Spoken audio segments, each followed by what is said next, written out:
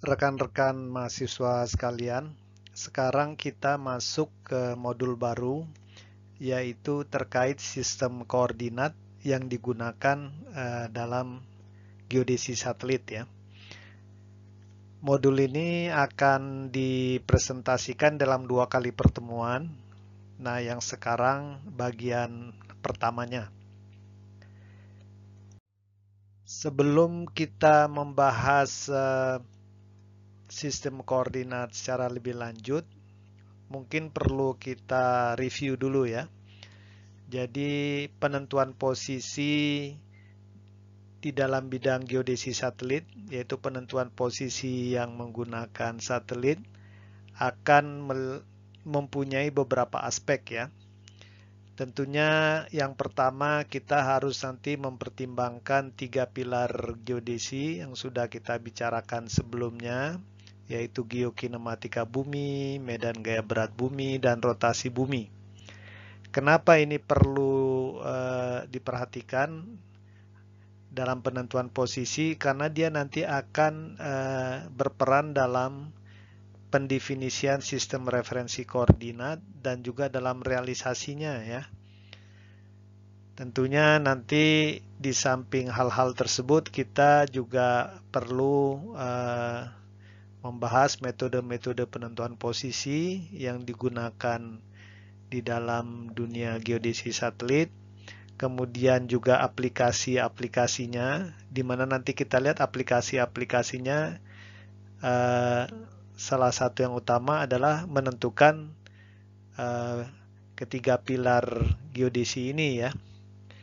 Dan nanti dalam penentuan posisi di permukaan bumi, nanti masalah datum geodetik juga akan menjadi hal yang penting. Karena apa? Karena di dalam bidang geodesi kita sudah tahu bahwa koordinat geodetik suatu titik di permukaan bumi tergantung datum geodetik yang digunakan ya. Meskipun secara real di lapangan titik itu tetap, itu saja, tapi nanti representasi koordinatnya bisa berubah ya, tergantung datum geodetik yang akan kita gunakan untuk merepresentasikan koordinat dari titik tersebut. Nah, ini beberapa aspek dari penentuan posisi di dalam bidang geodesi satelit. Tentunya ada hal-hal yang lain, tapi nanti kita lihat lah ya. Dengan berlangsungnya kuliah nanti kita bisa lihat. Nah, pertama-tama apa itu posisi ya? Memang kalau kita dalam bidang geodesi geomatika ya selalu nanti akan mau nggak mau ya bertemulah dengan posisi ini ya. Nah, posisi sendiri bisa dinyatakan secara kualitatif atau kuantitatif. Kalau kualitatif ini misalnya rumahnya di persimpangan jalan ya, antara jalan kentang dan jalan goreng persis di sebelah rumah makan, semua enak. Misalnya itu contoh saja ya. Misalnya rumahnya di jalan tersebut yang paling ujung mentok aja. Nah, itu kualitatif ya. Jadi dulu-dulu waktu sistem referensi koordinat belum biasa ya, kita biasanya menyatakan posisi sesuatu ya secara kualitatif ya. Tetapi saat ini di dalam bidang geodesi, geomatika dan bidang-bidang lainnya, posisi suatu titik biasanya dinyatakan secara kuantitatif ya, menggunakan koordinat biasanya ya. Bisa koordinat satu dimensi, misalnya tinggi ya. Oh, Gunung Semeru tingginya sekian. Nah, itu menunjukkan posisi dari puncaknya ya, di atas mean sea level misalnya. Kemudian bisa 2 dimensi, lintang bujur, bisa lintang bujur tinggi, bisa lintang bujur tinggi dan juga waktu ya. Jadi ini salah satu cara merepresentasikan contoh suatu koordinat titik A di dalam suatu sistem koordinat geosentrik Cartesian ya, 3 dimensi. Dan nanti kita lihat lah ya, secara kuantitatif mendefinisikan posisi suatu titik atau objek. Nah, ini bisa macam-macam nanti sistem koordinat yang bisa digunakan ya. Dan nanti kita lihat lah di dalam kuliah ini. Nah, untuk menyatakan posisi suatu titik atau objek secara kuantitatif, maka akan diperlukan suatu sistem koordinat ya. Koordinat ini penting karena dia tidak hanya memberikan informasi atau deskripsi posisi kuantitatif ya, suatu titik atau objek, tapi juga bisa memberikan informasi tentang pergerakan atau trajektori dari titik atau objek tersebut. Dan untuk menjamin adanya suatu konsistensi atau juga standarisasi, maka nanti dalam menyatakan koordinat ini harus ada satu sistem ya. Tidak boleh masing-masing orang itu membuat sistem sendiri-sendiri untuk merepresentasikan koordinat titik atau objek yang of interest dari dia ya, atau mereka. Karena nanti bisa menimbulkan kekacauan malah ya. Jadi harus ada suatu sistem koordinat yang konsisten, standar, dan disepakati untuk digunakan oleh semua orang secara sama ya, sehingga nantinya semua orang bisa berbicara terkait posisi dalam standar atau bahasa yang sama lah ya. Jadi sistem koordinat ini nanti kita lihat akan memudahkan pendeskripsian ya. Kemudian juga bisa perhitungan, analisa, baik yang sifatnya geometrik maupun dinamik ya. Jadi misalnya kalau kita punya ada 5 titik tersebut, kita tahu koordinatnya misalnya ya, maka nanti kita bisa tahu luas daripada segi 5 ini misalnya ya. Kita juga bisa tahu jarak antar titik ya.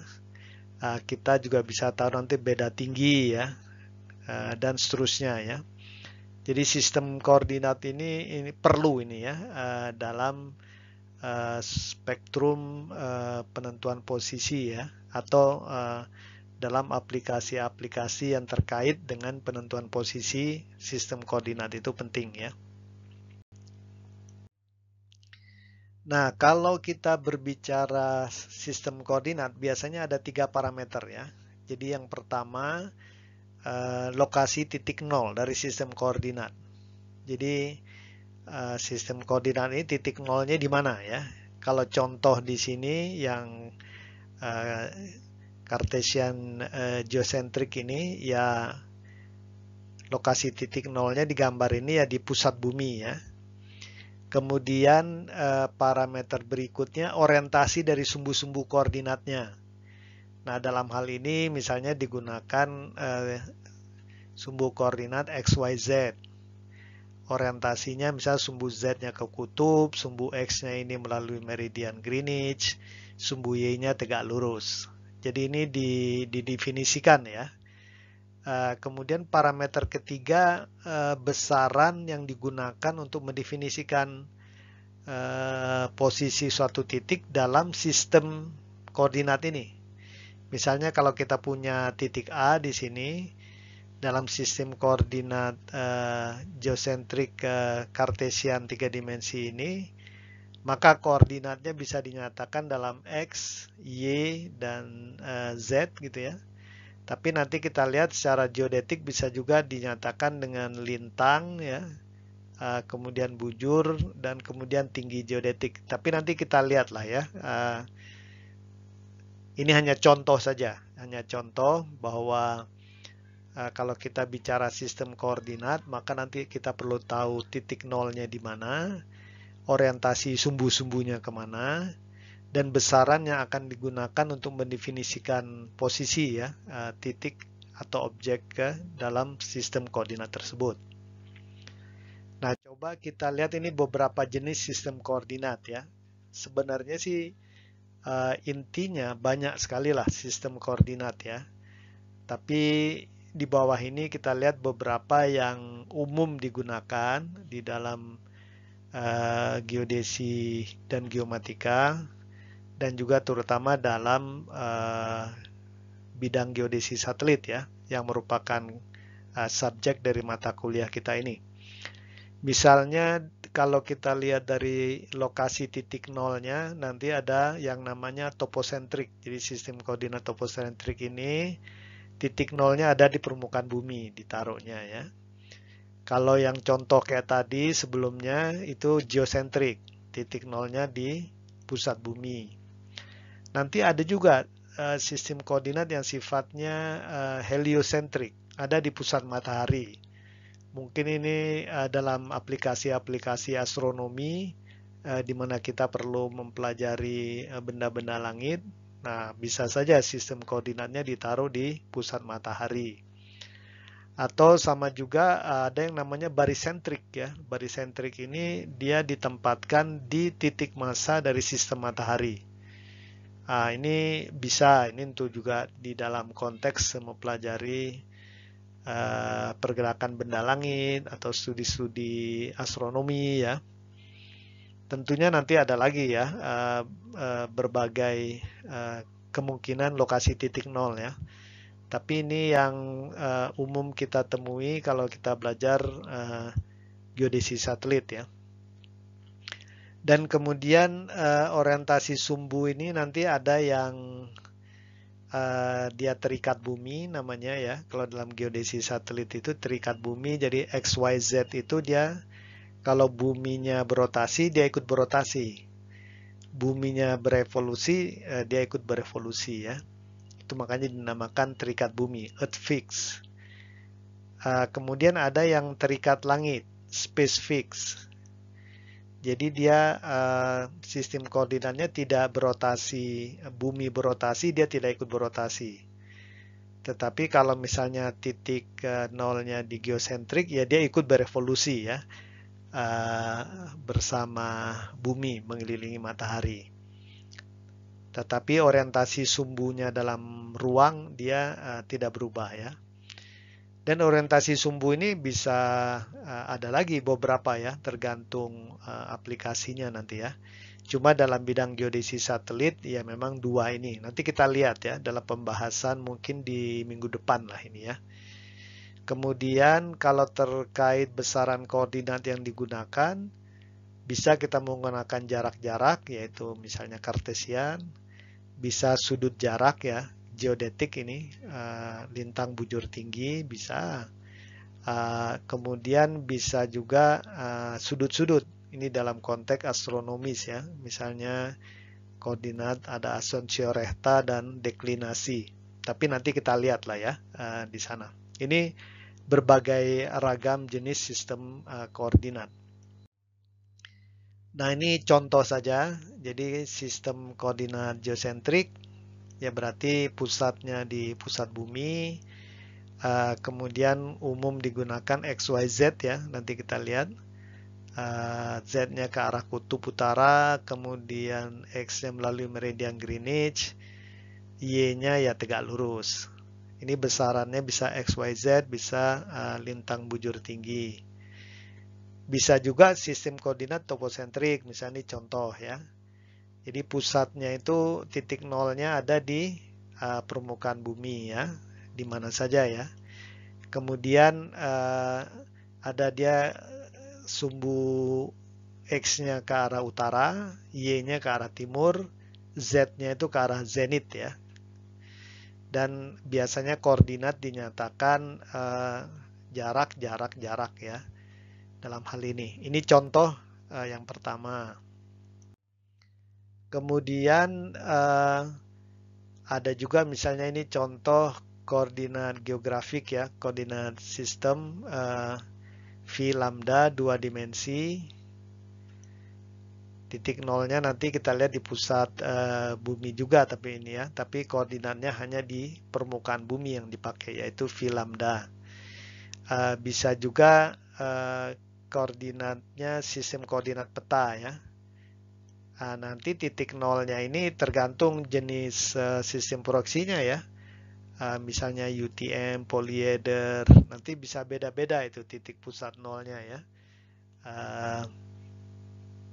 Tapi intinya ya dia biasanya Cartesian 2 dimensi, X dan Y ya.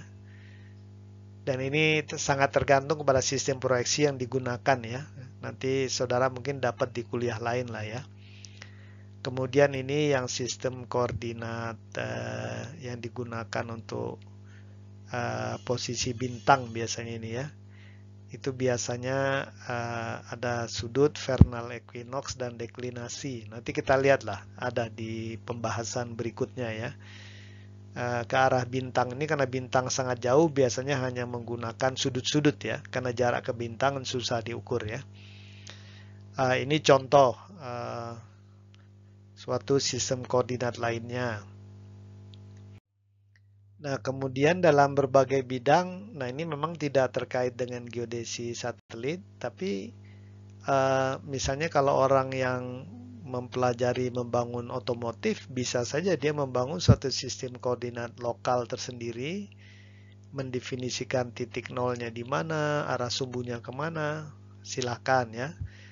Atau kalau misalnya di dalam konteks misal peluncuran roket, bisa saja titik nolnya di tengah badan roket, kemudian sumbu Z-nya ke arah along the track dari roket, sumbu Y-nya cross track-nya tegak lurus, dan yang X-nya yang ke zenith ya, bisa saja ya, tergantung. Ini salah satu contoh. Misalnya di dalam konteks pesawat juga bisa ya, tinggal milih titik nolnya di mana gitu ya, apakah di pusat massa pesawat gitu. Kemudian arahnya ada yang along track itu yang sumbunya terserah mau sumbu apa ya. Kemudian ada yang cross tracknya. Dan kemudian ada yang zenithnya ya. Itu terserah orang yang mendefinisikan ya. Jadi ini kita mendefinisikan sistem referensi koordinat untuk benda-benda yang bergerak ya. Boleh-boleh saja ya. Bahkan sekarang itu ada yang namanya craniofacial mapping ya. Jadi pemetaan wajah orang. Bisa saja ini untuk aplikasi misalnya operasi plastik ya. Atau untuk mungkin forensik wajah ya. Ada yang namanya sistem craniofacial coordinate system. Misal titik nolnya ini diambil di atas kira-kira di antara dua mata ini, kemudian sumbu Z-nya ke bawah ya, ke arah titik tertentu di dekat bawah bibir, kemudian tegak lurusnya di ke beberapa arah ya, tegak lurus. Craniofacial titik ini penting karena dalam penelitian-penelitian terakhir, setiap wajah orang itu punya craniofacial parameters yang unik ya, sehingga bisa menjadi semacam penanda ya. Jadi kalau orang misalnya ada orang dia karena sesuatu hal misalnya ingin menyembunyikan wajah aslinya, dia operasi plastik, misalnya ada penjahat gitu ya, kemudian dia operasi plastik, penampilan wajahnya itu beda kan, tetapi parameter craniofacialnya itu sama ya. Jadi di banyak negara kan juga kalau kita masuk ke bandara kan kita dipotret ya. Salah satu mungkin ya juga mencari parameter atau membangun database craniofacial orang yang masuk ya. Atau kalau ada orang korban kebakaran tidak bisa dikenali, tapi kalau sebelumnya dia sudah punya database craniofacial ya bisa ditemukan ya, bisa diidentifikasi lah ya. Jadi ini craniofacial mapping ini juga sebenarnya bagian dari bidang survei pemetaan ya. Jadi sekarang ini memang geodesi geomatika pemetaan itu mulai dari wajah sampai ke permukaan bumi ya, sampai pemetaan ruang angkasa dan seterusnya ya. Jadi from phase to space lah ya, kalau sekarang ini. Setelah kita membahas parameter dari sejumlah sistem koordinat ya, sebagai contoh, sekarang coba kita lihat dua konsep yang juga penting ya dalam sistem koordinat, yaitu yang pertama yang namanya sistem referensi koordinat, yang kedua kerangka referensi koordinat. Jadi yang dimaksudkan dengan sistem referensi koordinat atau coordinate reference system adalah sistem yang digunakan dalam pendefinisian koordinat. Nah, yang termasuk sistem di sini misalnya parameter-parameter yang digunakan yang kita sudah bahas tadi. Misalnya sistem koordinat ini titik nolnya di mana, kemudian sumbu-sumbunya arahnya kemana saja, kemudian besaran yang digunakan untuk mendefinisikan koordinat apa saja yang bisa ya. Itu termasuk dalam sistem yang didefinisikan di dalam sistem referensi koordinat. Bisa juga seperti yang saya sampaikan sebelumnya, kalau dia sistem koordinat Cartesian geosentrik, bisa saja didefinisikan misalnya apakah sistem koordinat tersebut ikut berotasi dengan bumi, apakah dia tidak terikat dengan bumi tapi dia terikat ke langit. Nah, itu termasuk teori konsep deskripsi geometris maupun fisik yang harus dispesifikasikan di dalam sistem referensi koordinat. Kalau misalnya dia berotasi dengan bumi, kecepatan rotasi yang digunakan berapa? Kalau misalnya sumbu Z-nya ke arah kutub utara, nanti kutub utara yang mana? Itu harus didefinisikan di dalam sistem referensi koordinat. Jadi sistem referensi koordinat ini adalah idealisasi yang diacu digunakan sebagai standar dalam pendefinisian koordinat ya. Misalnya kalau kalian yang pernah mengukur di kampus ITB lah misalnya ya, menggunakan misalnya sistem referensi koordinat yang titik nolnya misalnya ada di alun-alun Bandung, sumbu Y-nya itu ke arah utara, sumbu X-nya ke arah timur. Dan pendefinisian semacam itu namanya sistem referensi koordinat ya, idealisasinya lah ya, sistem-sistem yang digunakan sebagai standar. Nah, kemudian sistem referensi tersebut kan harus diacu oleh pengguna di lapangan. Dalam kehidupan sehari-hari biasanya kita tidak bisa mengacu langsung ke sistem referensi koordinatnya. Misalnya contohnya tadi kalau misalnya sistem geosentrik ya, 3 dimensi, kan agak sulit bagi pengukur untuk mengukur jarak langsung ke sumbu-sumbunya yang titik pusatnya di dalam pusat bumi ya, agak sulit ya. Atau bahkan mungkin yang lebih gampang misalnya kalau kalian tadi ngukur poligon di dalam kampus, kemudian koordinatnya harus dalam sistem referensi koordinat yang titik pusatnya di alun-alun dan kemudian ke arah utara dan timur. Kalau dari kampus, kalau untuk mengikat ke sistem koordinat yang ada di alun-alun itu titik pusat, titik nolnya kan terlalu lama ya, tidak efektif, efisien. Nah, oleh sebab itu, karena pengguna itu biasanya tidak bisa langsung mengukur atau mengikat ke parameter-parameter sistem referensi koordinat, maka orang biasanya merealisasikan sistem referensi koordinat tersebut dalam bentuk yang namanya kerangka referensi koordinat. Maksudnya reference frame lah ya, dari koordinat. Jadi kerangka referensi koordinat ini realisasi praktis dari sistem referensi koordinat.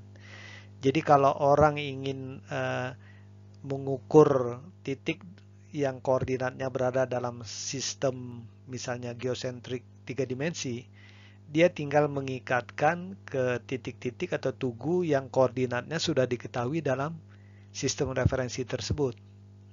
Atau kalau kalian mengukur misalnya poligon di kampus ITB, agar titik-titik koordinat yang dihasilkan dalam sistem koordinat Bandung yang titik nolnya di alun-alun, maka kita harus menggunakan titik ikat yang koordinatnya sudah diketahui sebelumnya dalam sistem referensi tersebut ya. Jadi kalau sistem referensi koordinat ini idealisasi, kerangka referensi koordinat ini realisasi ya.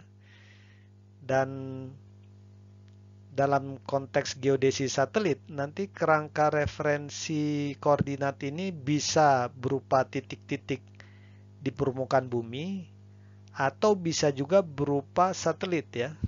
Jadi kalau kita misalnya mengukur ke satelit GPS yang koordinatnya sudah diketahui dalam sistem referensi WGS 84, maka otomatis nanti pengguna begitu mengukur jarak ke sana, menentukan posisi, dia sudah dalam sistem kerangka referensi WGS 84. Nah, kalau seandainya di lapangan itu sudah ada sejumlah titik yang koordinatnya diketahui dalam WGS 84, maka nanti orang yang mengikat ke titik-titik tersebut dengan berbagai metode itu juga bisa mendapatkan koordinat dalam sistem WGS 84 tersebut ya. Jadi kerangka referensi koordinat ini umumnya berupa tugu-tugu lah ya. Biasanya berupa tugu-tugu, titik-titik,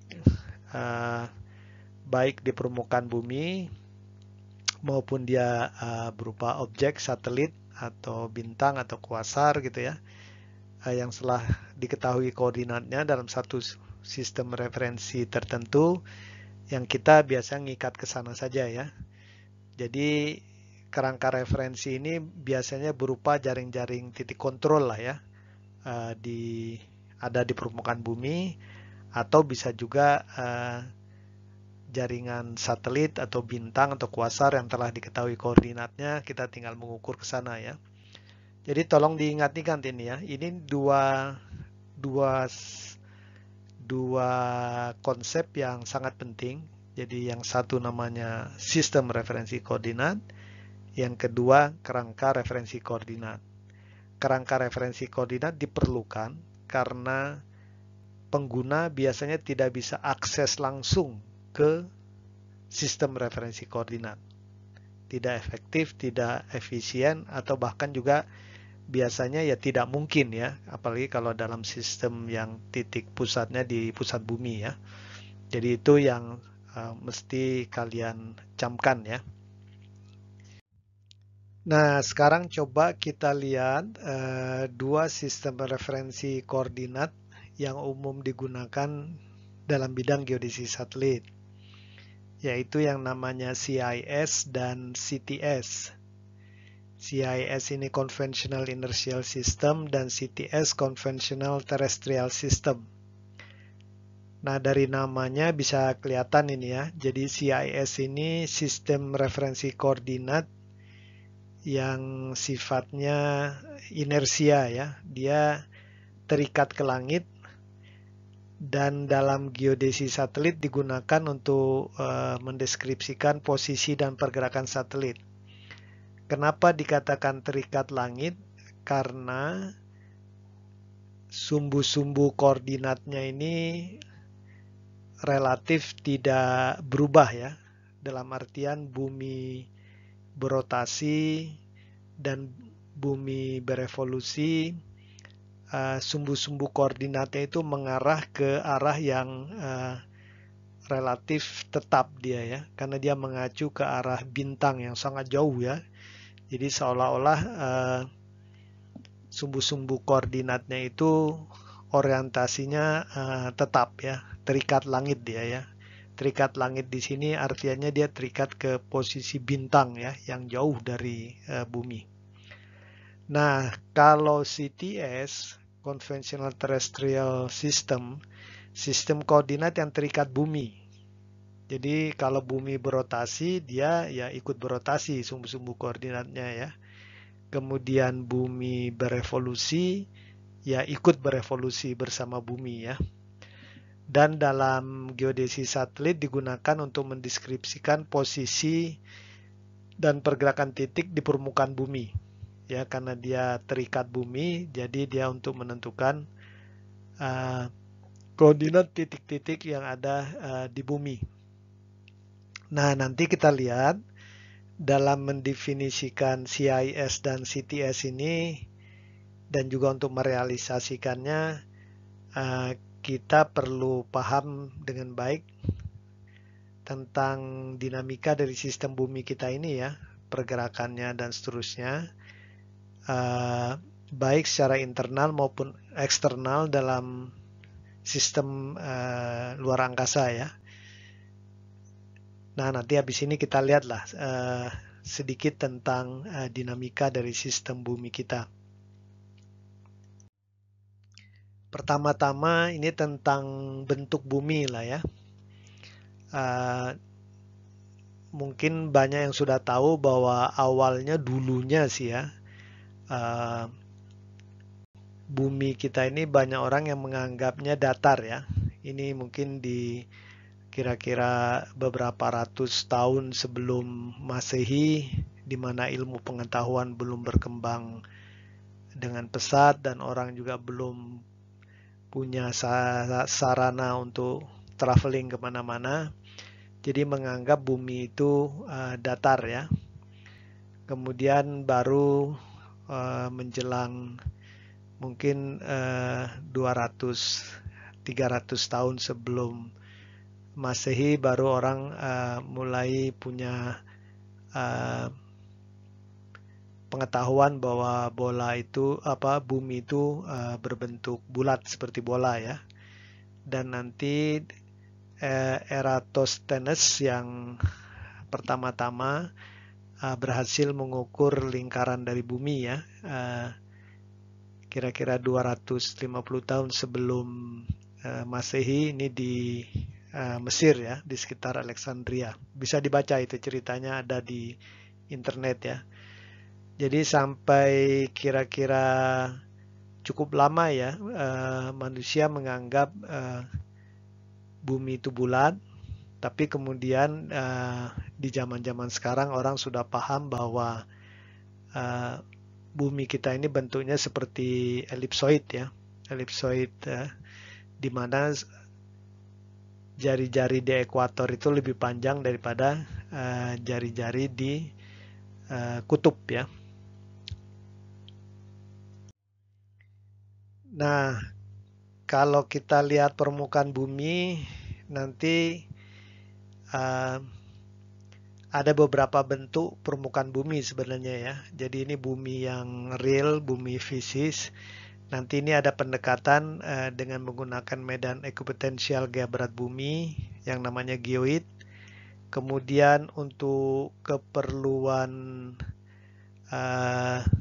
matematis menggunakan yang namanya elipsoid referensi, dan nanti untuk berbagai keperluan yang tidak terlalu teliti masih bisa didekati dengan bola ya. Nah, nanti kalau kita gambarkan memang permukaan keempat ini ya tidak satu bidang ya. Kalau misalnya ini ada permukaan bumi, topografi, nanti kita lihat ada yang namanya geoid, ada yang elipsoid, ada yang bola ya. Nah, kalau kita lihat permukaan bumi tentunya di dalam dunia geodesi dan geomatika ya tempat semua pengukuran dilaksanakan ya. Atau kalau objek pengamatan kan adanya di permukaan bumi. Nah, nanti kalau kita lihat elipsoid ini adalah referensi untuk sistem koordinat geodetik global 3 dimensi. Dan elipsoid ini merupakan representasi matematis lah dari bumi nanti ya. Karena untuk perhitungan-perhitungan kan kalau menggunakan geoid atau yang real bumi fisik kan agak kompleks ya permukaan matematisnya. Makanya digunakan elipsoid. Nah, nanti kita lihat ada lagi yang namanya geoid. Ini merupakan bidang referensi untuk tinggi ortometrik yang umum digunakan dalam kehidupan sehari-hari ya. Mungkin di kuliah lain nanti saudara juga mempelajari tentang apa itu tinggi ortometrik, apa itu tinggi geodetik nanti gitu ya. Tapi ini kira-kira permukaan-permukaan yang umum dikenal di dalam bidang geodesi. Nah, sesudah ini coba kita lihat satu persatu nanti ya. Nah, pertama geoid lah ya. Jadi geoid ini sebenarnya adalah salah satu bidang ekuipotensial dari medan gaya berat bumi. Jadi bidang ekuipotensial itu bidang yang potensialnya sama ya di seluruh titik di bidang tersebut. Nah, jadi geoid ini adalah salah satu dari banyak permukaan ekuipotensial dari medan gaya berat bumi. Nah, permukaan ekuipotensial yang dipilih adalah yang paling berimpit dengan MSL atau muka laut rata-rata yang tidak dipengaruhi oleh angin, arus laut, dan gaya-gaya pengganggu lainnya ya. Jadi kalau saudara tahu mungkin sehari-hari kita kan sering mendengar bahwa ketinggian itu dihitung terhadap MSL ya. Bisa tinggi gunung sekian meter di atas muka laut rata-rata dan seterusnya. Nah, jadi sebenarnya muka laut rata-rata ini semacam representasi dari geoid secara real ya. Karena kan kalau geoid tidak bisa dilihat dengan mata ya. Tapi kalau muka laut rata-rata relatif bisa dilihat dengan mata. Makanya geoid ini dipilih permukaan itu ekuipotensial yang paling berimpit dengan muka laut rata-rata global yang tidak dipengaruhi oleh gaya-gaya angin, arus, dan gaya-gaya pengganggu lainnya ya dari atmosfer dan seterusnya. Nah, dalam geodesi, geoid ini sering dianggap sebagai representasi atau model dari sosok fisik bumi ya. Meskipun dia seamless ya, smooth gitu ya, tapi bentuknya tidak teratur ya. Bisa kelihatan ini ya, gambar-gambar ini sebenarnya representasi dari geoid ya. Dan ini juga permukaan geoid disajikan secara global. Ini deviasinya di atas elipsoid ya. Jadi saudara lihat ada geoid yang di sini tinggi, ada yang rendah ya. Tentunya ini ada interpretasi geofisiknya. Bentuknya ini tidak teratur karena dia kita tahu dia kan bidang ekuipotensial gaya berat ya. Jadi dipengaruhi oleh distribusi massa yang tidak merata di dalam bumi maupun di permukaan bumi ya. Kalau di dalam bumi yang kita tahu ada inti, ada mantel ya. Kemudian baru ada kerak gitu ya. Dan kemudian di permukaan juga kita tahu ada lautan ya, ada pegunungan dan daratan dan seterusnya. Nah, untuk menentukan geoid ini ya nanti kita perlu pengukuran dan perhitungan gaya berat bumi yang ekstensif ya. Kita harus tahu seluruh data gaya berat di seluruh permukaan bumi ya kalau kita mau menentukan geoid. Nah, geoid ini seperti saya sampaikan sebelumnya adalah bidang referensi tinggi ya, tinggi ortometrik. Jadi kalau air mengalir dari tinggi yang rendah ke tinggi yang tinggi, dari tinggi yang tinggi ke tinggi yang rendah, itu maksudnya tinggi ortometrik ya. Jadi geoid ini penting. Jadi geoid ini dalam geodesi ini merupakan bidang acuan untuk menyatakan ketinggian tinggi ortometrik ya. Nah, meskipun sudah konsep geoid ini udah kenal lama sebenarnya ya dalam sejarah geodesi dan geofisika. Tapi memang penentuan geoid yang akurat teliti ini baru bisa direalisasikan dengan kemajuan geodesi satelit saat inilah ya. Jadi kita kalau mengacu hanya pengukuran gaya berat di permukaan bumi kan lama sekali ya, karena ada laut, hutan, pegunungan, susah kita aksesnya ya. Tapi sekarang dengan ada satelit gaya berat, satelit gradiometri, maka kita bisa mengamati medan gaya berat bumi secara global dengan baik menggunakan satelit ya. Jadi ini geoid. Nah, selanjutnya kita lihat ellipsoid referensi ya. Di dalam bidang geodesi, ellipsoid referensi ini karena bentuknya mirip dengan bumi ya, dia dijadikan sebagai aproksimasi matematis dari bentuk bumi ya.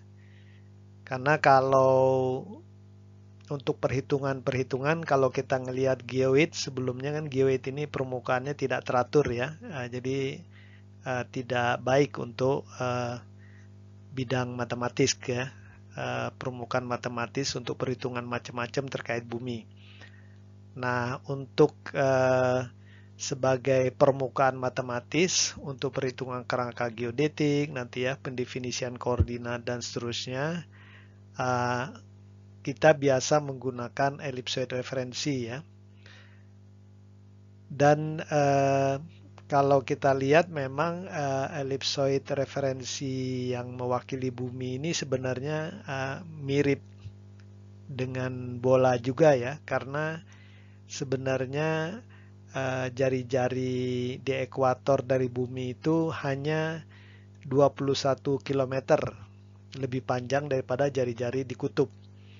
Padahal kita tahu jari-jari di ekuator kan sekitar 6.378 ya.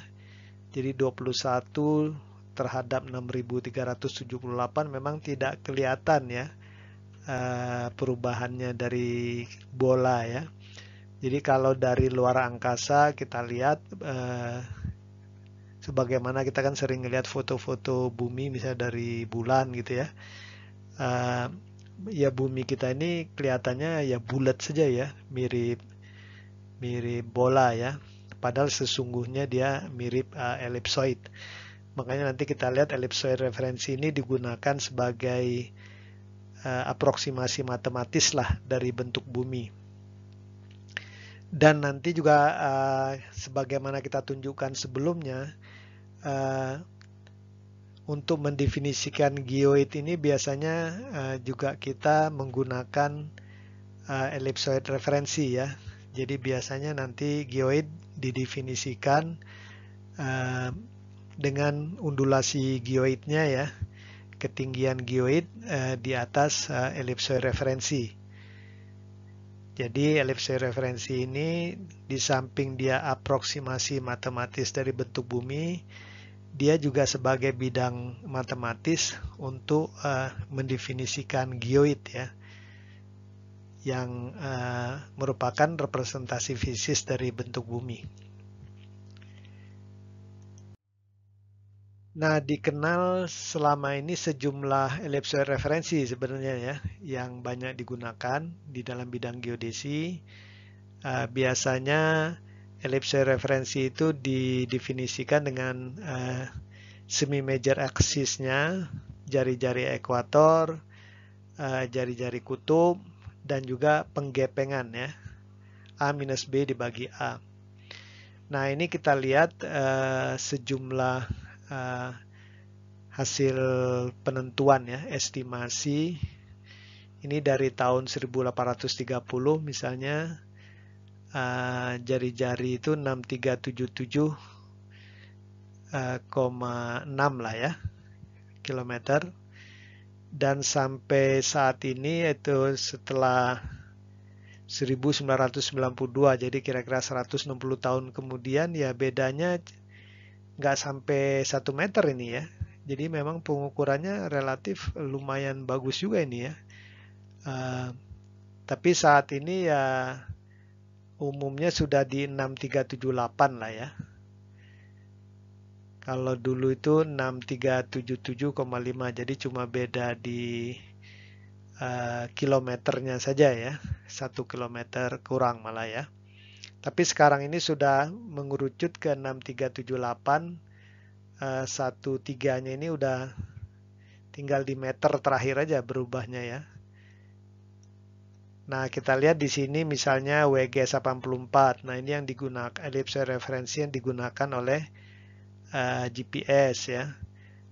Kalau PZ90 yang digunakan oleh GLONASS ya. Jadi sekarang ini sudah mengerucut ke 6378 137 lah ya. Paling juga berbeda nanti di desi atau sentinya ya. Jadi ini sejumlah ellipse referensi yang sekarang digunakan. Tapi umumnya kalau penentuan posisi geodesi satelit berbasiskan satelit GPS ya WG84 ya. Ini GLONASS, nanti Beidou ada lagi ya Galileo, tapi angkanya mirip-mirip lah di dekat sini ya. Perbedaannya udah tinggal sedikit-sedikit. Nah, dalam pendefinisian sistem referensi koordinat yang umum digunakan dalam geodesi satelit yaitu CIS dan CTS. Di samping kita perlu memahami bentuk dan ukuran bumi, kita juga mesti memahami dengan baik fenomena-fenomena pergerakan bumi yang ada ya.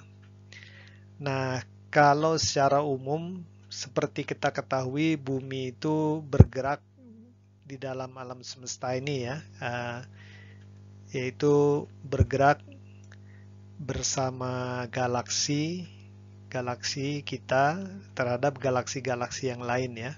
Bumi kan berada dalam galaksi Bima Sakti. Nah, galaksi Bima Sakti ini bergerak relatif terhadap galaksi-galaksi yang lain. Nah, sementara itu di dalam galaksi kita, bumi juga punya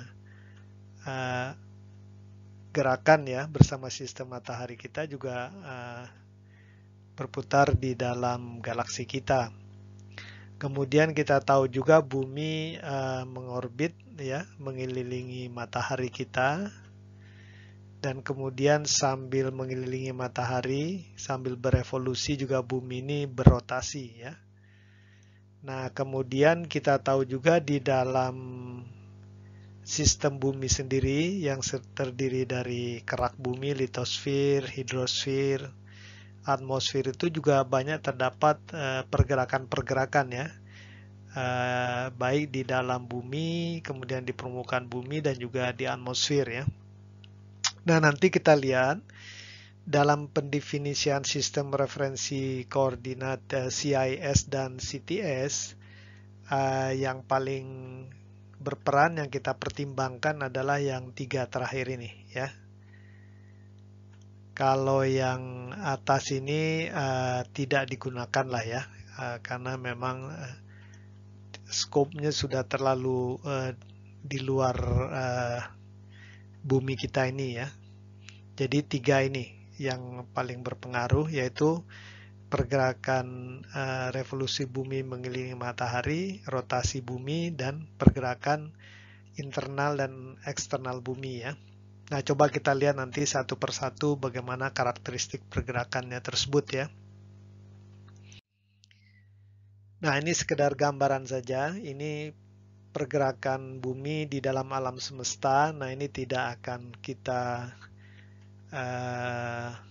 pelajari, memang tidak akan, karena tidak mempengaruhi sistem referensi koordinat yang digunakan dalam geodesi satelit. Tapi sekedar tahu saja bahwa alam semesta yang teramati, observable universe itu estimasinya usianya sekitar 13,8 miliar tahun. Nah, kemudian yang teramati saat ini diameter alam semesta itu 93 miliar tahun cahaya.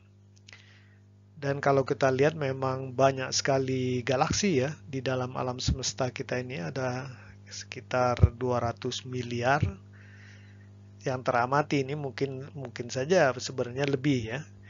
Dan jumlah bintang itu seperti sistem matahari kalau di konteks bumi, planet dan matahari itu ada 1 triliun ya, berarti 1 kali 10⁻24 bintang. Jadi banyak sekali memang ya.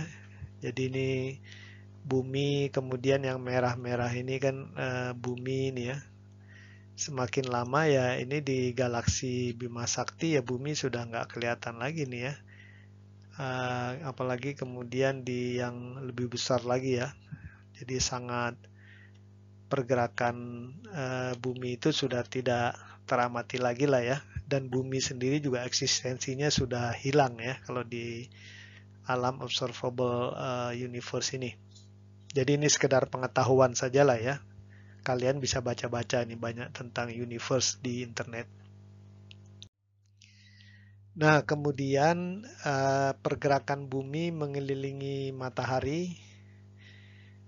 Jadi yang perlu dicatat beberapa hal ya. Jadi bumi kita ini berevolusi mengelilingi matahari kira-kira periodenya setahun lah ya, atau 365,24 hari tepatnya.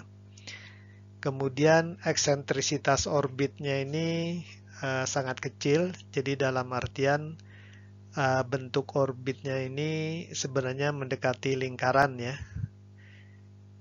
Dan kecepatan bumi dalam orbit cukup cepat ya, 30 km per detik lah.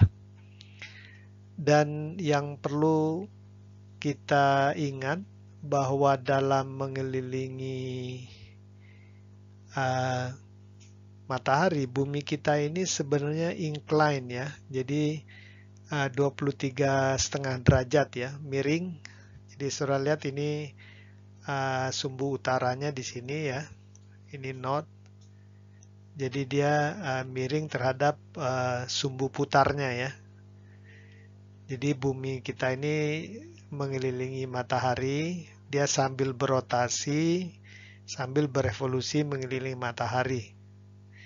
Dan nanti kita lihat karena bumi kita ini miring dalam mengelilingi matahari, maka ini timbul pergantian musim ya di bumi kita ini ya. Contohnya kalau dalam posisi ini bagian utara bumi ini kan paling jauh dari matahari, ya dia akan winter ini ya. Tapi yang di sebelah selatannya malah summer ya, karena dia lebih dekat. Kemudian juga di sini di belahan bumi utara itu summer karena lebih dekat ke bumi. Dan bagian selatan misalnya Australia, Argentina ini malah musim winter ya, karena dia paling jauh ya dari matahari. Nanti bisa saudara baca-bacalah, dan ini ada tanggalnya juga ya. Jadi tanggal 23 September misalnya di sini, 22 Desember, 21 Maret, ini ada posisi-posisinya nih ya, 21 Juni ya. Maka ini juga menunjukkan tanggal-tanggal perubahan musim di belahan bumi utara dan selatan ya. Kalau di Indonesia ekuator, karena kita di ekuator, ya relatif hampir sama lah ya kondisinya. Jadi ini pergerakan bumi mengelilingi matahari. Kemudian pergerakan rotasi bumi. Jadi sambil mengelilingi matahari, bumi kita juga berputar ya. Berputar.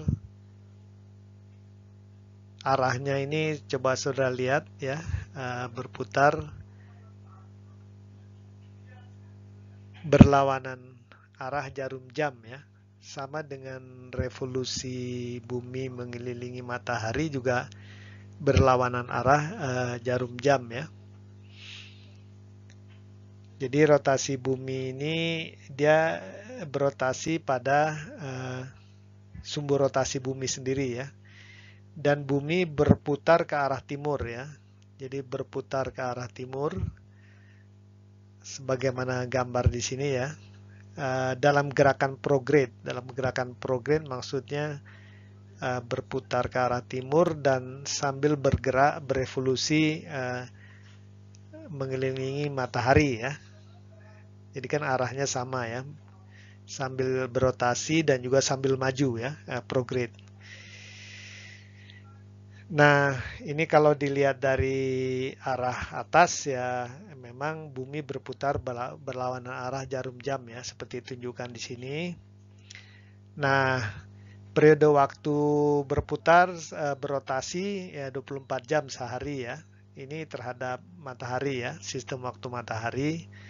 Tapi nanti kalau terhadap bintang yang jauh itu tidak persis 24 jam ya. Tapi 23 jam 56 menit dan 4 detik, ada kira-kira 4 menit. Nanti kenapanya kita lihat di pembahasan di sistem waktu ya.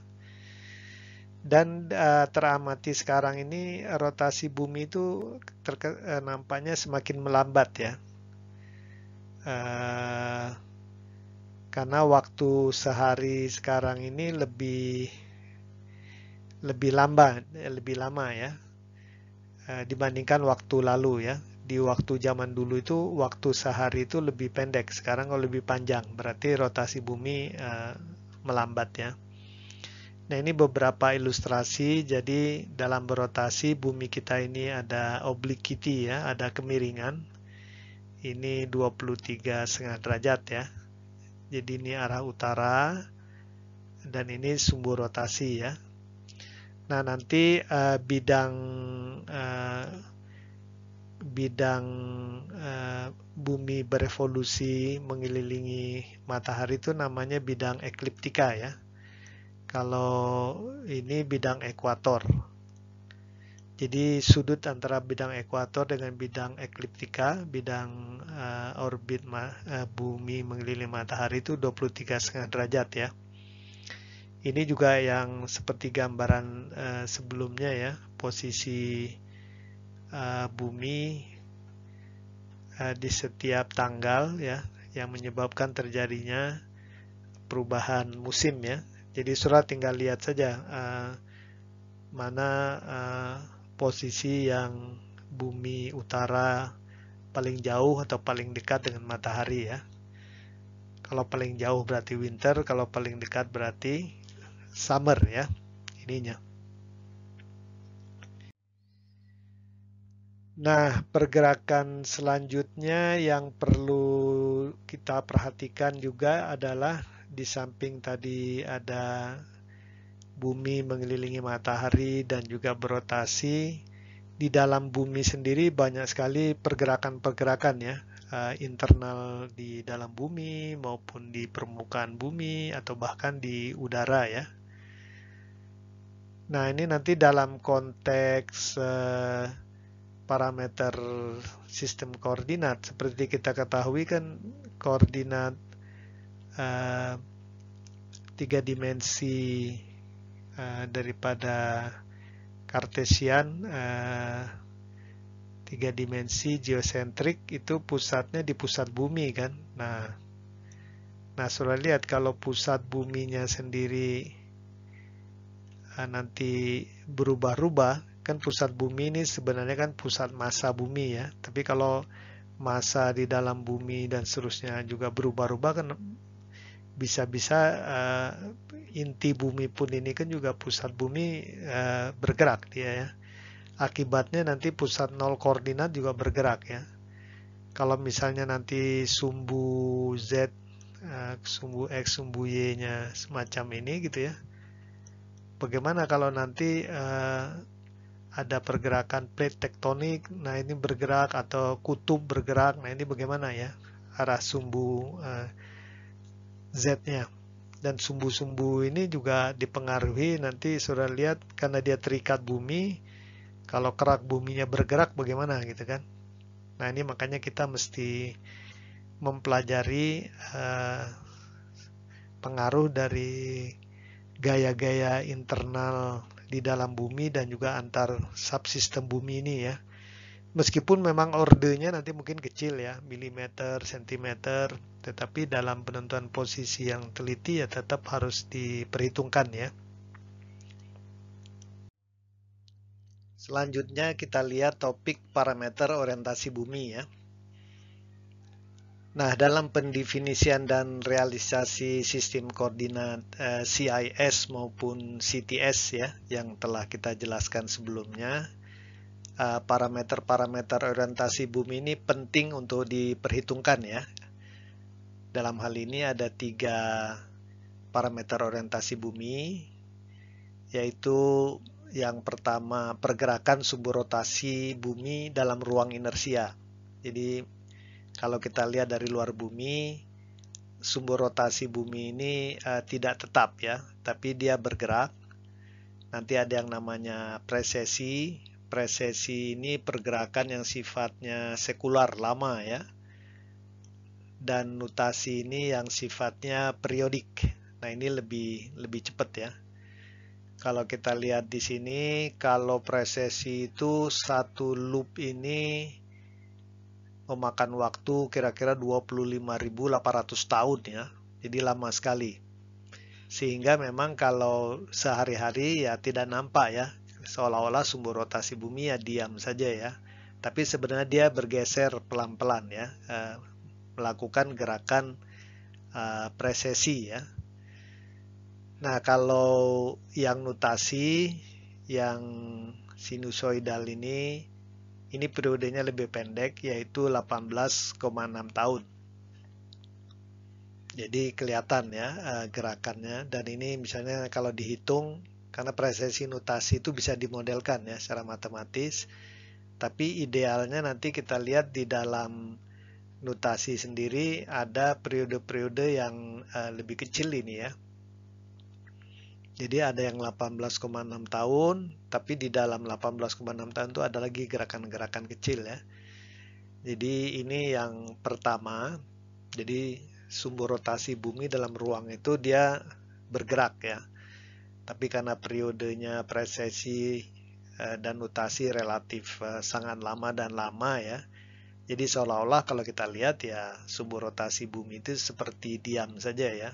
Sebenarnya tidak. Nah, yang kedua itu kalau kita berdiri di atas permukaan bumi ya, sumbu rotasi bumi ini sebenarnya juga bergerak terhadap kerak bumi ya. Nanti kita lihat lebih detail ya. Ini namanya pergerakan kutub atau polar motion ya. Jadi kita lihat nanti kalau presesi dan notasi ini akan mempengaruhi sumbu Z, arah sumbu Z dari sistem CIS ya. Nah, kalau pergerakan kutub ini akan mempengaruhi sumbu Z dari sistem koordinat CTS nanti kan, karena sistem koordinat CTS sumbu Z-nya itu ke arah kutub utara di sini ya. Nah, selanjutnya parameter orientasi yang ketiga ini terkait dengan variasi kecepatan rotasi bumi yang menyebabkan perubahan panjang hari, length of day. Nah, kenapa ini juga penting dalam konteks realisasi sistem koordinat? Karena di dalam sistem koordinat CIS maupun CTS, kita berasumsi bahwa sistem koordinat itu terutama yang CTS ya, yang CTS itu dia berotasi yang kecepatannya sama dengan kecepatan rotasi bumi. Jadi ada standarnya ya. Nah, kalau CTS ini dia mengacu kepada kecepatan rotasi bumi yang standar, maka kalau kecepatan rotasi bumi ini kemudian tidak konstan ya, ada variasinya, maka nanti akan perlu diperhitungkan ini ya dalam realisasi sistem referensi koordinat CTS tadi ya. Jadi ini makanya juga penting informasi tentang rotasi bumi ya. Tapi nanti kita lihat di slide-slide berikutnya ya. Nah, ini coba kita lihat dulu yang namanya presesi dan nutasi. Jadi seperti sudah disampaikan sebelumnya, ini adalah pergerakan sumbu rotasi bumi dalam ruang ya. Nah, karena sumbu rotasi bumi itu dalam ruang mengalami presesi dan nutasi yang periodenya 25.800 tahun dan 18,6 tahun, nanti kita lihat ya bidang ekuator bumi juga nanti tidak akan ajak tetap di posisi yang sama kan ya, karena sumbu rotasinya bergoyang-goyang, otomatis nanti bidang ekuatornya juga tidak tetap seperti itu ya, mungkin dia akan berputar sedikit-sedikit gitu ya. Dan nanti memang dari pengamatan, karena adanya presesi ini, titik vernal equinox yang merupakan titik potong antara bidang ekuator dengan bidang ekliptika itu dia akan bergerak sepanjang ekliptika ya, berputar ya, dengan laju kira-kira 50,4 detik per tahun ya. Nah, mungkin timbul pertanyaan, kenapa sumbu rotasi bumi ini bergerak dalam ruang? Karena disebabkan oleh bumi kita ini tidak simetris ya. Bumi kita ini di ekuator lebih menonjol ya. Ada istilahnya equatorial bulk ya. Equatorial bulk ini yang menonjol ini, yang hitam ini. Dan juga bumi kita ini tidak rigid ya. Akan tahu sendiri ada lautan, ada pegunungan, kemudian di dalam juga inti bumi, mantel yang sifatnya plastis dan seterusnya ya. Dan bumi sendiri kan berotasi secara bebas. Nah, kemudian di sekeliling bumi itu kan ada bulan, ada matahari ya. Nah, gaya-gaya ini bekerja di bumi yang tidak rigid dan tidak simetris tersebut, maka nanti saudara lihat di sini ya, kalau yang dekat dengan bumi ini bisa ketarik ke bawah ya. Yang kalau ini ketarik berarti yang sebelah baratnya ke atas, otomatis nanti sumbu rotasi akan berpengaruh. Sama seperti kalau saudara pernah main gasing lah ya. Jadi gasing itu kalau berputar kan dia sumbu rotasinya lama-lama bisa berbeda-beda dan bisa miring ke arah yang berlawanan ya setelah beberapa saat. Nah, memang dalam kasus bumi ini lama lah ya, sumbu rotasi itu bisa flip over ke arah yang berbeda itu kira-kira 25.800 tahun ya.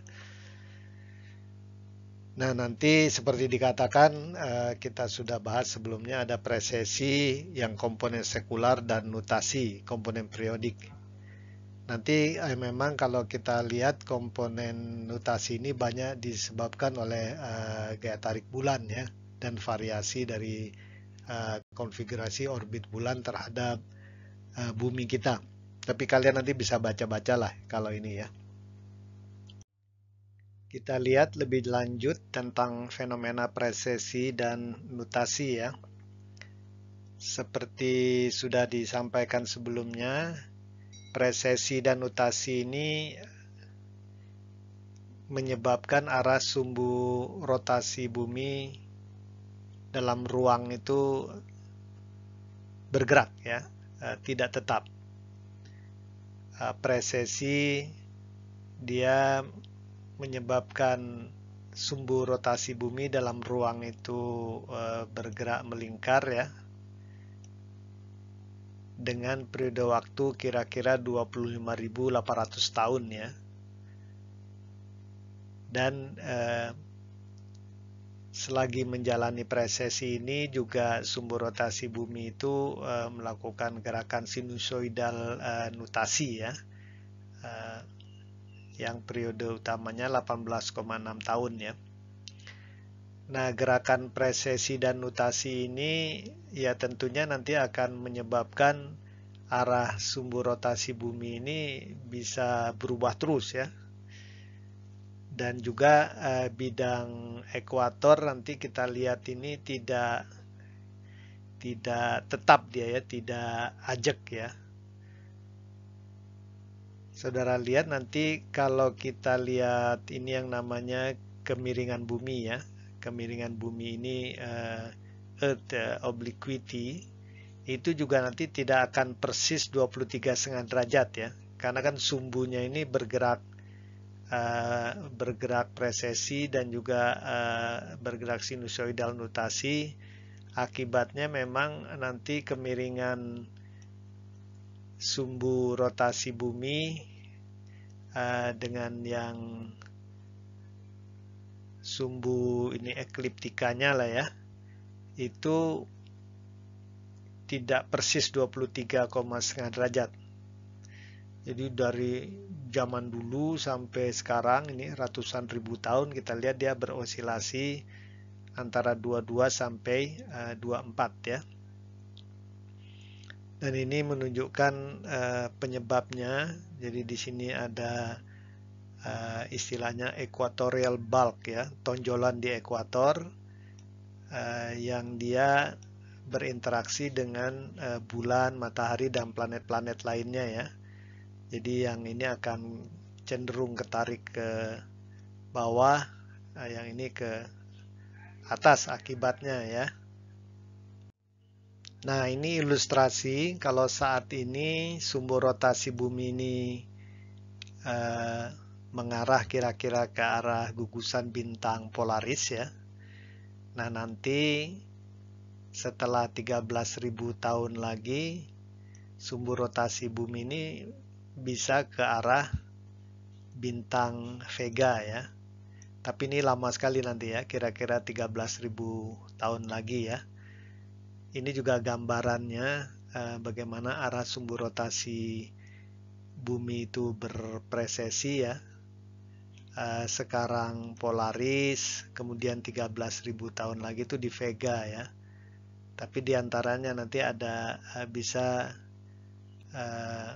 menunjuk ke bintang-bintang lainnya ya. Jadi ini sekedar ilustrasi ya, bagaimana presesi dan nutasi ini menyebabkan sumbu rotasi bumi dalam ruang itu bergerak ya, dan juga bidang ekuator juga tidak tetap. Nah, ini nanti tentunya harus diperhitungkan dalam pendefinisian sistem referensi koordinat CIS ya, presesi dan nutasi ini. Nah, selanjutnya kita lihat yang namanya pergerakan kutub atau polar motion ya. Jadi kalau presesi dan nutasi itu pergerakan sumbu rotasi bumi dalam ruang inersia ya. Jadi maksudnya kalau kita lihat dari luar angkasa, sumbu rotasi bumi itu bergerak dalam gerakan presesi dan nutasi, maka pada saat yang sama sumbu rotasi bumi ini juga bergerak relatif terhadap badan atau kerak bumi ya. Jadi kalau misalnya ini katakanlah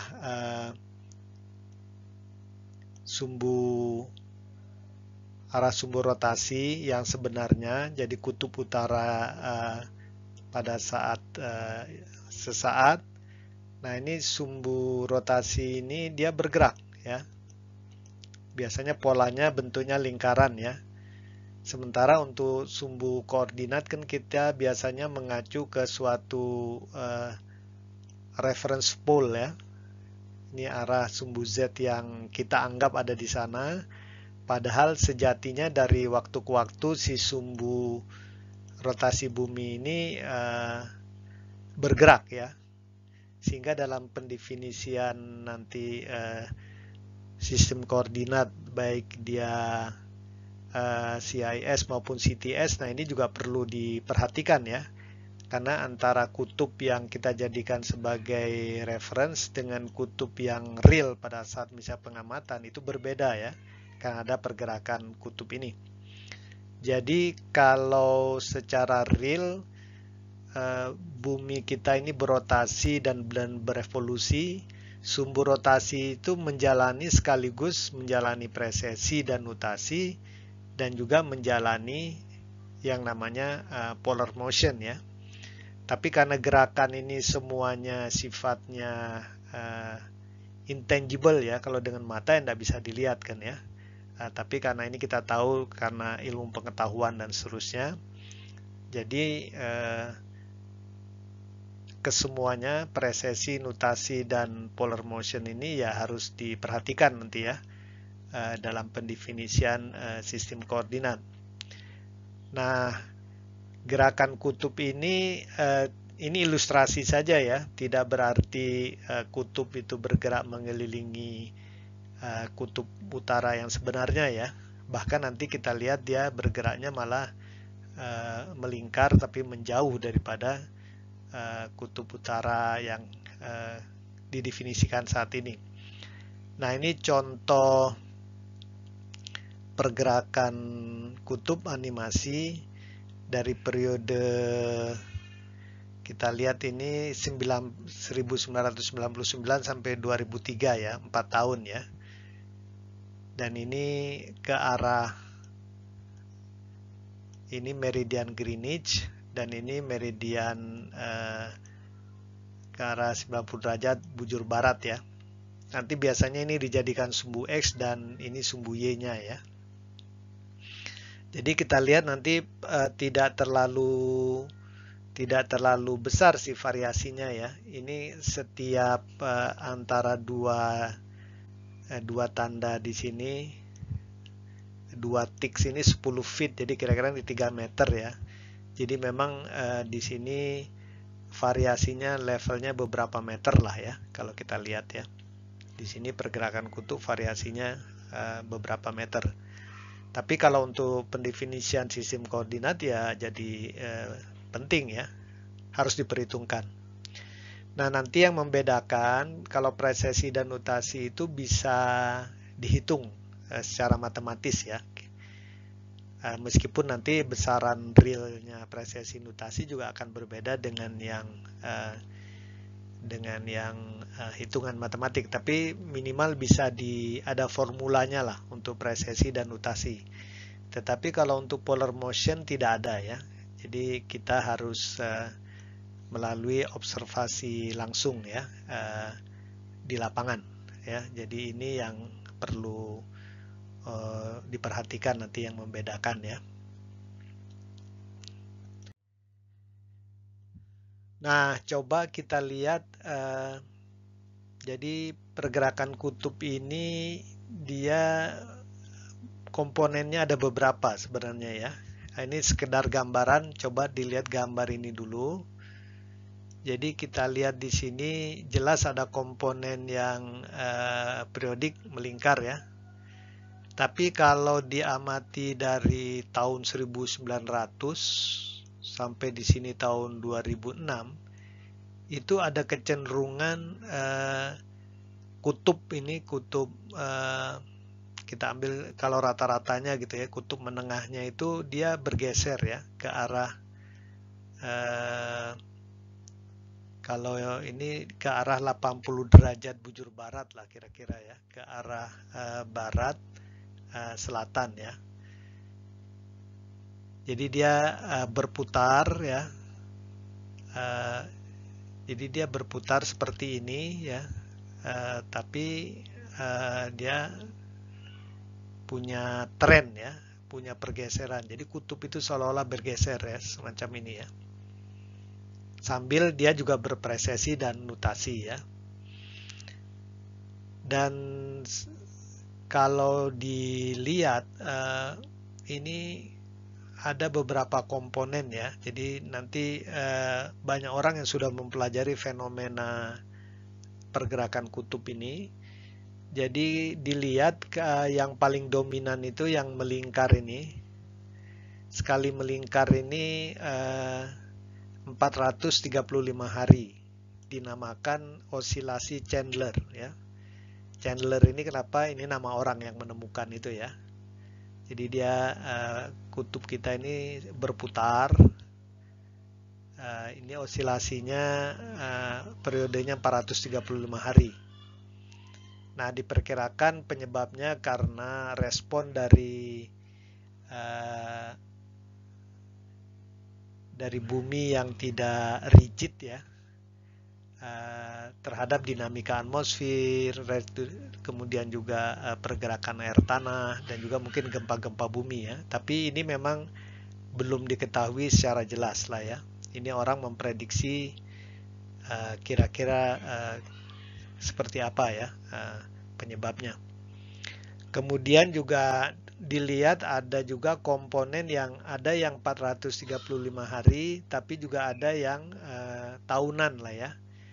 Nah, yang tahunan ini umumnya karena perpindahan massa air ya, air laut maupun air tanah, dan juga udara di atmosfer yang sifatnya musiman ya.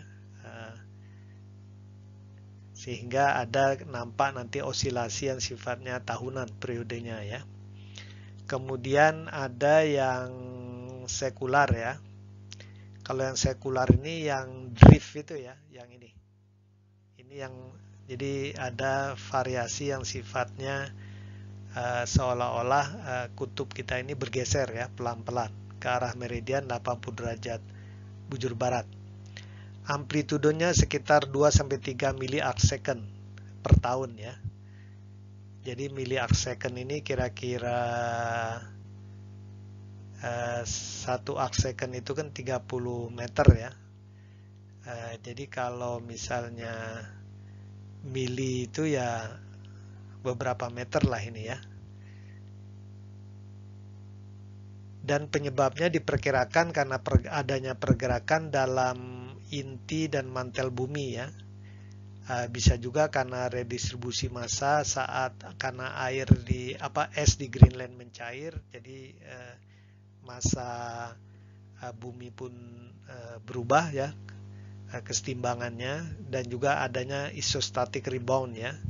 Ini kenaikan tanah yang melambat setelah es di atasnya itu mencair ya.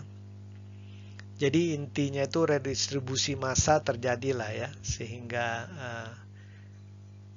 rotasi berubah, kemudian juga menyebabkan polar motion ya. Dan kemudian ada lagi pergerakan-pergerakan kutub yang variasinya harian, setengah harian. Ini fraksinya lebih kecil ya. Jadi memang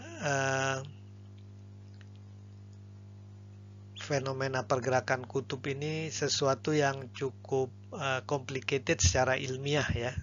Jadi memang ini banyak dipelajari lah ya. Ini sekedar saudara tahu saja.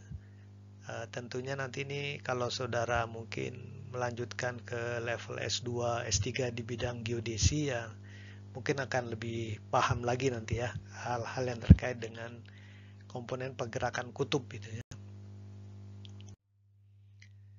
Dan memang di dunia ini ada institusi International Earth Rotation Service ya di Paris yang memang mengamati pergerakan kutub atau polar motion ini ya, dan dia mengamati setiap tahun. Nah ini misalnya contohnya ini komponen X dari koordinat kutub, dan ini komponen Y-nya. Jadi saudara lihat di sini diplot dari tahun ke tahun, dari waktu ke waktu ya. Dan kemudian dilakukan analisis frekuensi, didapatkan memang ada 3 komponen utama lah ya. Jadi ada komponen di sini yang Chandler komponen, itu ada di X dan Y. Kemudian ada komponen musiman ya, seasonal komponen. Kemudian ada yang sifatnya pergerakan sekular ya, kelihatan sekali sistematik trennya ya. Ini yang pole drift itu ya. Kemudian tentunya ada irregular variation yang mungkin disebabkan oleh fenomena-fenomena lainnya ya. Dan kita lihat memang komponen yang paling kuat itu di periode 435 hari ini, periode Chandler ya. Dan yang periode tahunan ini ya, 365 hari ya. Ini komponen utama yang paling kuat di dalam spektrum pergerakan kutub itu di 435 hari dan setahun ya. Jadi yang melingkar-melingkar tadi di sebelumnya itu adalah periodenya pasti ada yang 435 hari, ada yang juga yang tahunan ya. Parameter orientasi bumi selanjutnya adalah variasi panjang hari ya. Jadi yang pertama presesi nutasi, yang kedua polar motion, yang ketiga variasi panjang hari. Jadi ini secara tidak langsung juga mengatakan bahwa rotasi bumi tidak konstan ya. Dan ini penting dalam pendefinisian sistem koordinat. Jadi kalau presesi, nutasi, dan polar motion itu akan mempengaruhi orientasi dari sumbu-sumbu sistem koordinat ya, X, Y, Z, maka variasi panjang hari ini akan mempengaruhi pendefinisian dari rotasi sistem koordinat ya. Kalau rotasi sistem koordinat bisa di CTS ya, itu akan mempengaruhi ya. Jadi variasi panjang hari ini juga penting ya dalam pendefinisian sistem koordinat yang berotasi bersama bumi, yaitu CTS ya. Dari pengamatan selama ini nampak memang ada variasi panjang hari dalam orde, kita lihat di sini ordenya millisecond ya. Memang tidak terlalu besar kalau dari hari ke hari variasinya, tetapi kalau diakumulasi, ini diakumulasi terus ya, itu dalam puluhan tahun itu, ini kalau yang merah ini dia sejak dulu ya, itu bisa saat ini panjang hari itu bisa lebih panjang dalam orde 27 detik atau 25 detik ini ya. Dan ini ya menunjukkan bahwa panjang hari tambah lama tambah panjang ya. Berarti bumi itu rotasinya tambah melambat ya. Ini gambaran umumnya lah ya. Jadi ada variasi jadi panjang hari itu dalam orde beberapa milisecond. Nah, ini kita lihat bagaimana menghitungnya variasi panjang hari. Biasanya kita meng-compare antara universal time UT1, ini sistem waktu matahari menengah, di minggu depan lah ya, 2 minggu lagi kita akan melajari sistem waktu terhadap waktu atom. Kalau waktu atom ini kan tidak tergantung kepada rotasi bumi ya. Kalau UT1 ini tergantung kepada rotasi bumi karena dia sistem waktu matahari menengah. Dan juga UT1 ini nanti kita lihat bervariasi juga karena proses-proses geofisika ya. Dan dari hasil pengamatan memang kita lihat nanti length of day ini, LOD ini ada komponen yang predictable. Ini kira-kira 2 milisecond lah ya, karena pengaruh fenomena pasang surut. Tapi ada variasi yang sifatnya tidak teratur ya. Ini ada yang, ini contoh di sini.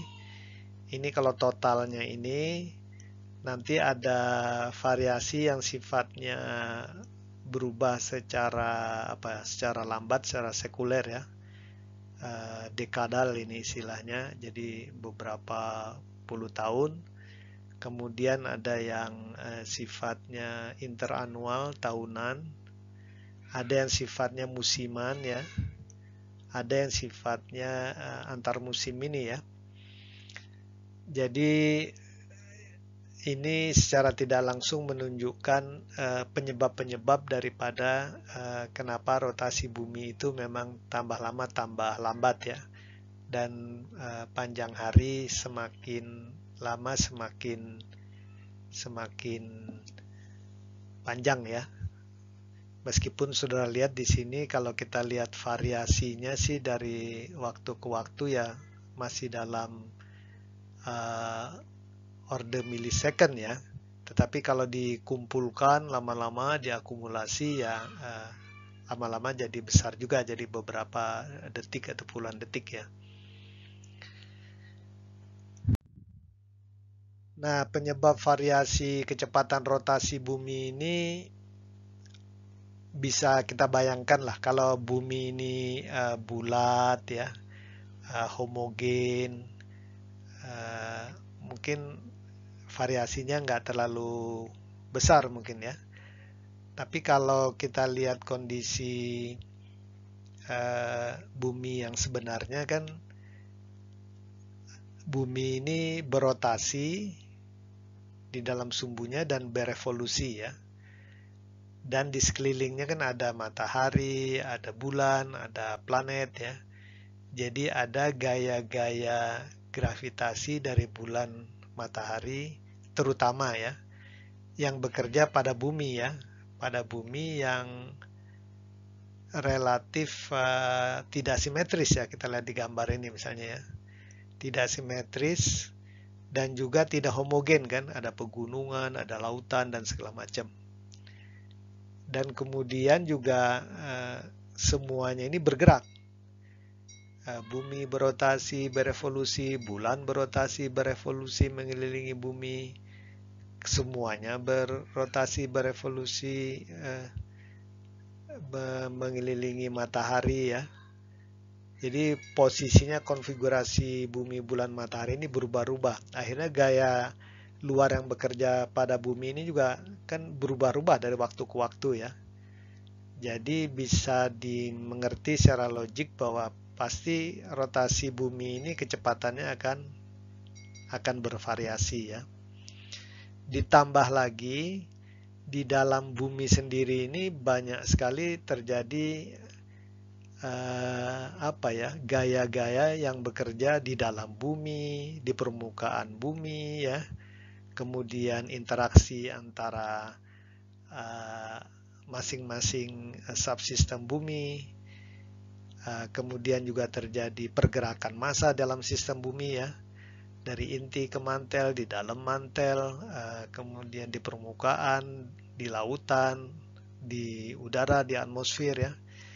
Nah, semuanya ini saling bersuperposisi ya, mau nggak mau nanti ya mempengaruhi kecepatan rotasi bumi dan akhirnya panjang hari ya. Dan oleh sebab itu harus diamati ya, kalau kita ingin mendefinisikan satu sistem koordinat yang secara standar dia bergerak dengan kecepatan rotasi yang sudah ditentukan gitu ya. Nanti pasti ada deviasi dari nilai kecepatan rotasi standar yang diasumsikan ya. Jadi itu makanya perlunya kita mengamati variasi kecepatan rotasi bumi. Tapi ini juga menarik lah untuk penelitian dan segala macam ya. Tapi mungkin levelnya sudah level graduate ya, master atau doktor. Saudara sebagai mahasiswa S1 asal tahu saja ya secara umum. Nah, terakhir agar saudara nanti bisa lebih paham, tolong dikerjakan tugas ketiga ini. Jadi coba saudara tuliskan nanti dalam bentuk narasi dan biasakan dilengkapi dengan sketsa dan gambar-gambar ya. Jadi pertama coba saudara jelaskan tentang elipsoid referensi, geoid, dan hubungannya dengan bumi yang sebenarnya ya. Kemudian presesi, nutasi, pergerakan kutub, dan variasi length of day. Nah, setelah saudara jelaskan, coba tadi kita sudah sampaikan secara umum ya. Coba jelaskan hubungan dan pengaruh dari semua ini, semua yang kita bicarakan dengan pendefinisian dan realisasi sistem koordinat CIS dan CTS yang umum digunakan dalam geodesi satelit ya. Jadi kalau CIS ini sistem referensi koordinat yang terikat langit, yang ini yang terikat bumi ya. Meskipun nanti kita akan bahas di minggu ke depan, tapi coba saudara baca-baca, jelaskan ya. Dan dalam mengerjakan tugas nanti saudara coba buat narasi yang baik, saling terkoneksi semuanya sehingga nampak saudara paham ya. Jadi biasakan saudara membaca dulu gitu ya, memahami, baru saudara menulis, menjawab tugas tanpa perlu selalu melihat acuan ya. Saudara tulis dulu alur berpikirnya, baru nanti untuk melengkapinya bisa saudara ambil dari buku, dari internet dan segala macam. Jadi yang penting saudara pahamnya itu ya. Tapi tuliskan dengan baik gitu ya. Dan dikumpulkan biasa 1 minggu dalam bentuk PDF biasanya ya. Kalau doc mungkin kadang-kadang terlalu besar atau mungkin juga tidak praktis ya. Jadi itu tugas yang perlu saudara laksanakan.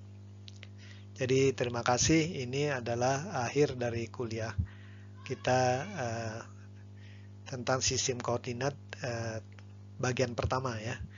Minggu berikutnya kita lihat lebih detail tentang CIS, CTS, datum geodetik, dan hal-hal lainnya yang terkait lah ya. Terima kasih. Assalamualaikum warahmatullahi wabarakatuh.